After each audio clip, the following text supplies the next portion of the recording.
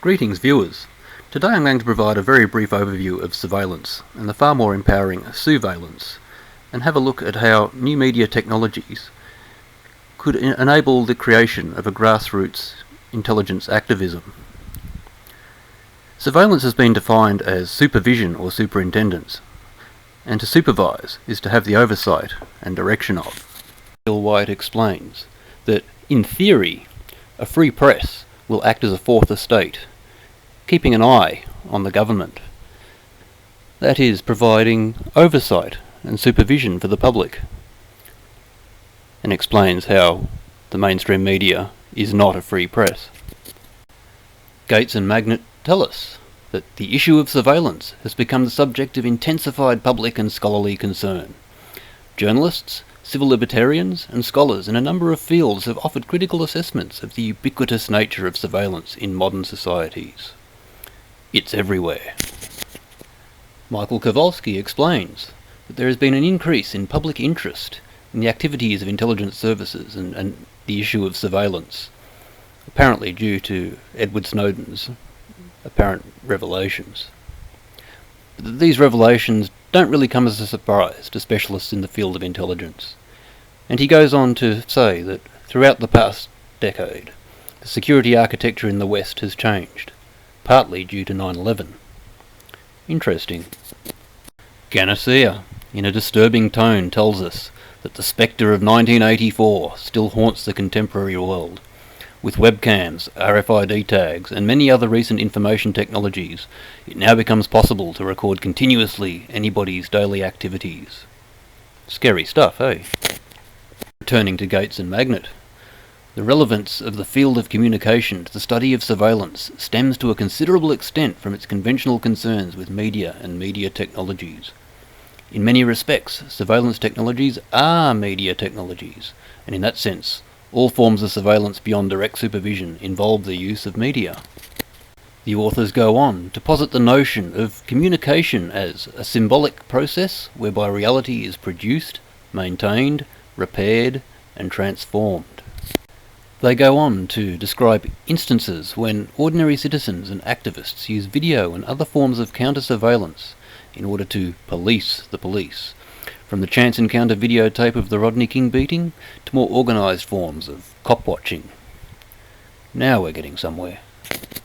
In 1998, Steve Mann, credited with originating the term sousveillance, or surveillance from below, discusses totalitarian surveillance, and explains that this is particularly disturbing as the surveyors refuse to accept the accountability they demand. That is, they can watch us, but we can't watch them.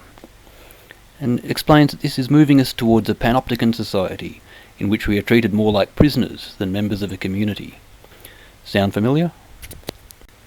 He goes on to propose reflectionism, which he borrows from the situationist movement in art, and in particular, determinment, in which artists often appropriate tools of the oppressor, and then resituate these tools in a disturbing and disorienting fashion. Reflectionism attempts to take this tradition one step further, not only by appropriating the tools of the oppressor, but by turning those same tools against the oppressor as well. A salient example of this occurred during demonstrations in Iran during the presidential elections, when a young woman, Nada Agar Sultan, was shot. Immediately her tragic death was video captured and broadcast over the internet, which drew immediate international attention. In old totalitarian countries, such information would have been totally ignored.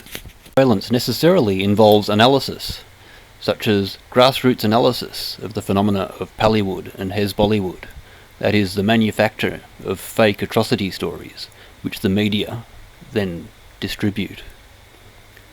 And relating more to what is often called the truth movement, grassroots investigations of alleged media fakery, especially pertaining to mass traumatic events such as the Boston Marathon bombings, and also the particularly bizarre events which occurred on 9/11.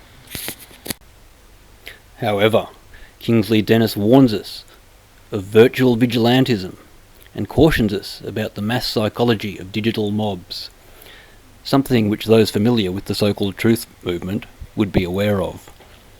Nevertheless, Michael Kowalski advocates allowing sousveillance to grow, and goes on to say that, especially in the current information age, it seems that the individual is increasingly empowered to become involved in intelligence in his or her normal daily life. Mann and Fehrenbach describe new media technologies as being more akin to the telegraph than to radio and television. New media is not only a channel for unidirectional broadcasting, but incorporates the capacity for feedback and the mechanism for organisation and action. Pretty empowering stuff, eh? However, they do go on to say that for surveillance to have efficacy, it must comprise either a large network of large numbers of low-grade participants working with little or no effort or ability, or smaller communities of more active surveillance officers. A way of looking at this is that if we are going to hold them accountable, we need to hold ourselves accountable first. And that concludes my very brief overview of the issues of surveillance and sousveillance. I do hope people explore these issues further, because sousveillance is potentially very empowering. I would put it to you, good people, that the future is potentially in our hands. All we have to do is grasp it. Catch yous later.